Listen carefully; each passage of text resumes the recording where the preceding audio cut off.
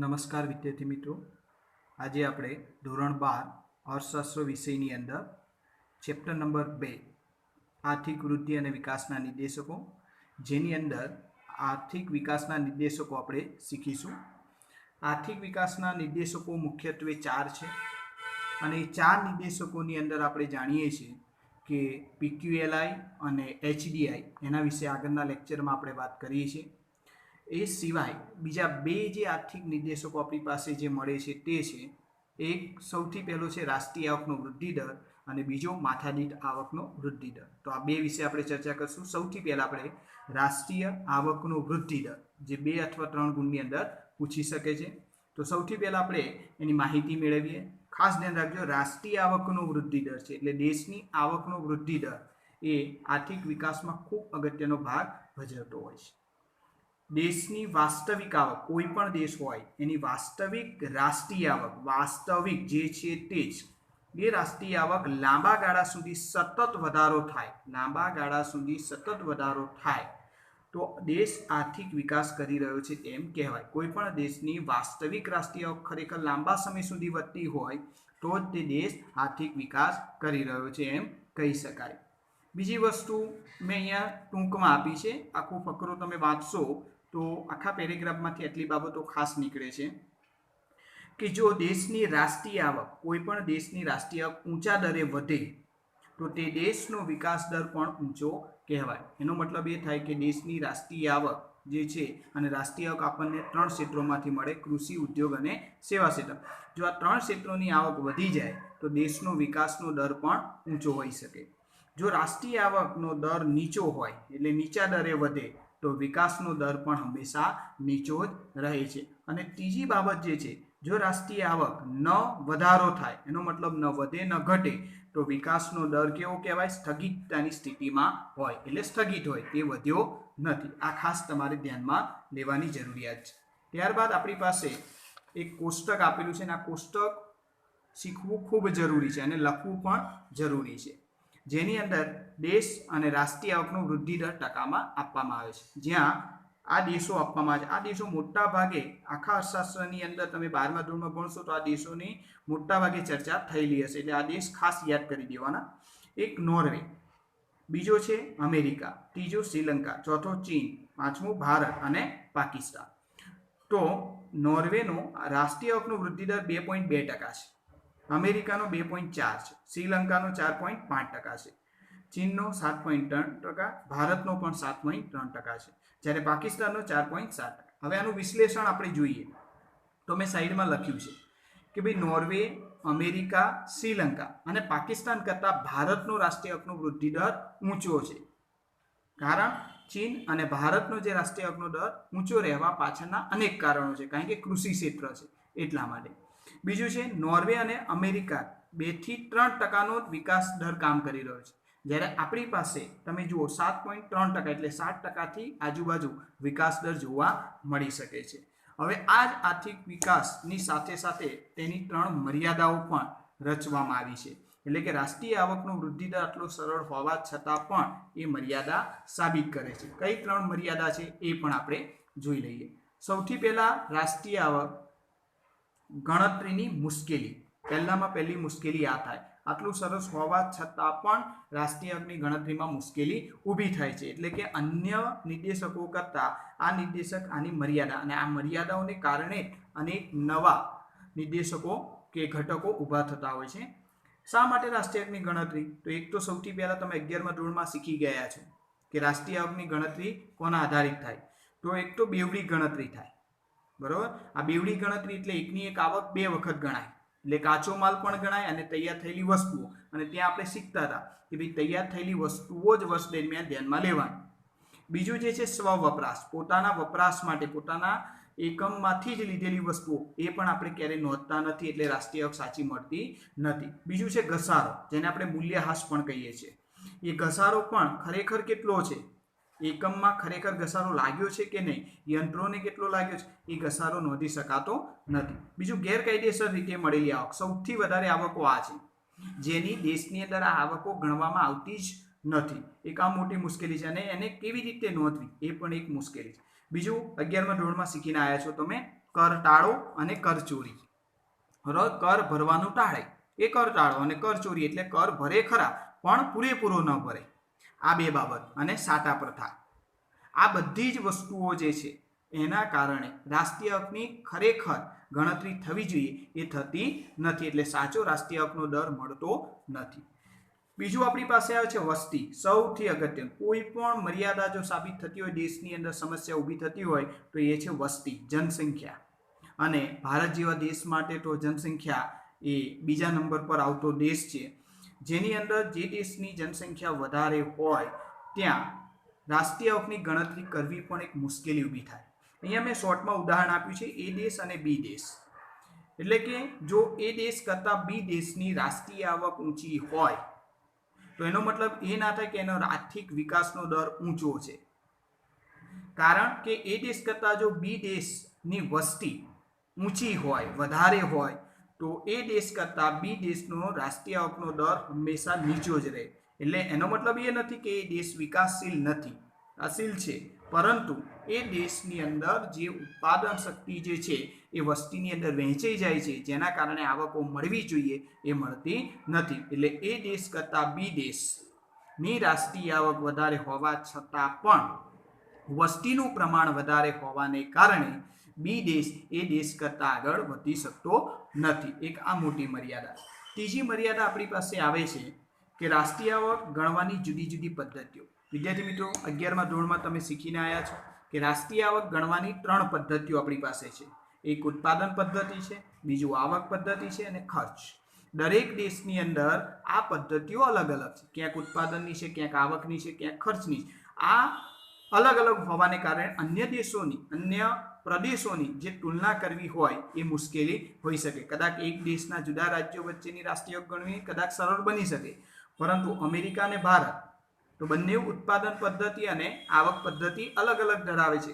તો એની કઈ પદ્ધતિએ ગણવી એક મોટામાં મોટી મુશ્કેલી સર્જાય છે. એટલે મર્યાદા રાષ્ટ્રીય આવકની સાબિત થાય એટલે 3 મર્યાદા. એક તો ગણતરીની મુશ્કેલી, બીજું વસ્તી, અને ત્રીજું જુદી જુદી પદ્ધતિઓ. આ ખાસ તમારે ધ્યાનમાં લેવાનું. હવે આપણી પાસે એક બીજો નિર્દેશક આવે છે જેનું નામ છે માથાદીઠ આવકનો વૃદ્ધિ દર. માથાદીઠ આવકનો વૃદ્ધિ દર. આને આપણે ચોથો ક્રમાંક આપીએ છીએ. રાષ્ટ્રીય આવકના વૃદ્ધિ દરની જેમ માથાદીઠ આવકનો વૃદ્ધિ દર. અને માથાદીઠ આવક વિશે 11મા ધોરણમાં તમે શીખીને આવ્યા છો. આ પણ એક નિર્દેશક જ છે. એમાં જોઈએ, જો દેશની માથાદીઠ વાસ્તવિક આવક, જેમ આપણે રાષ્ટ્રીય આવકમાં જોયું કે વાસ્તવિક રાષ્ટ્રીય આવક વધે, એ જ રીતે માથાદીઠ વાસ્તવિક આવક લાંબા ગાળા સુધી સતત વધતી હોય તો દેશનો આર્થિક વિકાસ થયો કહેવાય. આમ કહેવાય છે કે રાષ્ટ્રીય આવકના વૃદ્ધિ દર કરતાં માથાદીઠ આવકનો વૃદ્ધિ દર ખૂબ ચડિયાતો છે અને ગણતરીમાં સહેલો પણ છે. એ શા માટે છે એ પણ આપણે આગળ જોઈશું. બીજી વસ્તુ છે, હવે આપણી પાસે આવે છે એનું સૂત્ર, જે સૂત્ર તમે 11મા ધોરણની અંદર શીખી ગયા છો. માથાદીઠ આવક જે છે એ માથાદીઠ આવકને માપવા માટે આપણે શું કરીએ છીએ?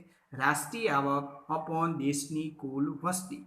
એટલે દેશની જે ઇન્કમ હોય એ ઇન્કમને દેશની વસ્તી વડે ભાગવામાં આવે, એટલે માથાદીઠ આવક આપણને પ્રાપ્ત થાય છે. Okay, clear. હવે આપણી પાસે આવે છે કે એક માર્ક્સનો પ્રશ્ન હોય કે શા માટે માથાદીઠ આવકનો વૃદ્ધિ દર રાષ્ટ્રીય આવકના વૃદ્ધિ દર કરતાં ચડિયાતો છે, એટલે સારો છે. તો એનું કારણ એક જ છે કે માથાદીઠ આવક જે છે એ વસ્તીને ધ્યાનમાં લે છે, જ્યારે રાષ્ટ્રીય આવક વસ્તીને ધ્યાનમાં લેતો નથી. એના માટે ખૂબ સરળ રીતે ઉપાય પણ છે. હવે એ જ રીતે આપણે ટૂંકી એક રીત પણ આપેલી છે અહીંયા, એ પણ જોઈએ. જો દેશની અંદર કોઈ પણ દેશની માથાદીઠ આવકમાં વધારો થાય, એટલે કે માથાદીઠ આવક ઊંચી હોય, તો દેશનો આર્થિક વિકાસ દર પણ ઊંચો જ હોઈ શકે. એ જ રીતે જો માથાદીઠ આવક નીચું હોય, એનો મતલબ કે એનું પ્રમાણ ઘટતું હોય, તો દેશનો આર્થિક વિકાસ દર નીચો છે તેમ કહેવાય. માથાદીઠ આવક ન વધે ન ઘટે, એટલે એવી સ્થિતિ કે જ્યાં વિકાસ દરની સ્થગિતતા જોવા મળે. એટલે સ્થગિતતાનું પ્રમાણ જે છે એ સૌથી વધારે જોવા મળતું હોય છે. આ તમારે ખાસ તૈયાર કરી દેવાનું. એના સાથે આપણે એ જ નિર્દેશકની અંદર આગળ એક કોષ્ટક આપેલું છે, કોષ્ટકને પણ આપણે જોઈએ અને કોષ્ટકના આધારે એની જુદી જુદી વહેંચણીઓ પણ આપણે સમજીએ. સૌથી પહેલા દેશ છે, બીજું છે માથાદીઠ આવક. આ માથાદીઠ આવક વર્ષ 2014ની દર્શાવવામાં આવી છે અને એને મેં માપ્યું છે ડોલરની અંદર, જે ડોલરના ચિહ્ન આપેલા છે, કારણ કે કોઈ પણ માથાદીઠ આવક જે છે એ અનેક દેશની તુલના કરો ત્યારે એને ડોલરમાં માપતા હોઈએ છીએ. વૃદ્ધિ દર એ ટકાની અંદર આપેલો છે. તો સૌથી પહેલા જોઈએ નોર્વે. તો નોર્વેની જે માથાદીઠ આવક છે 64,992 અમેરિકન ડોલર. અમેરિકાની છે 52,947 અમેરિકન ડોલર. એ જ રીતે શ્રીલંકાની 9,779 અમેરિકન ડોલર, ચીનની 12,547 અમેરિકન ડોલર અને ભારતની 5,497 જ અમેરિકન ડોલર, જે સૌથી ઓછી કહેવાય. એનું કારણ એક જ છે, દેશની વસ્તી. જ્યારે આ બધા દેશોની અંદર જનસંખ્યાનું પ્રમાણ ઓછું છે. એ જ રીતે પાકિસ્તાનમાં 4,866 અમેરિકન ડોલર.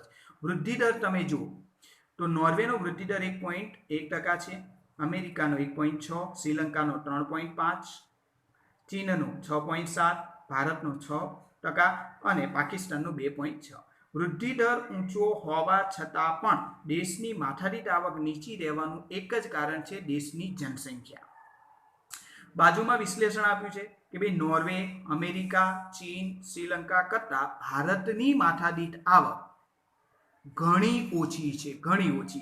તમે જોશો અહીંયા 64,992 છે, જ્યારે અહીંયા 5,497 જ અમેરિકન ડોલર છે. આ ખાસ ધ્યાનમાં લેવા જેવું છે. ભારતનો નોર્વે કરતાં 11 થી 12 ગણો વધારો દર્શાવે છે.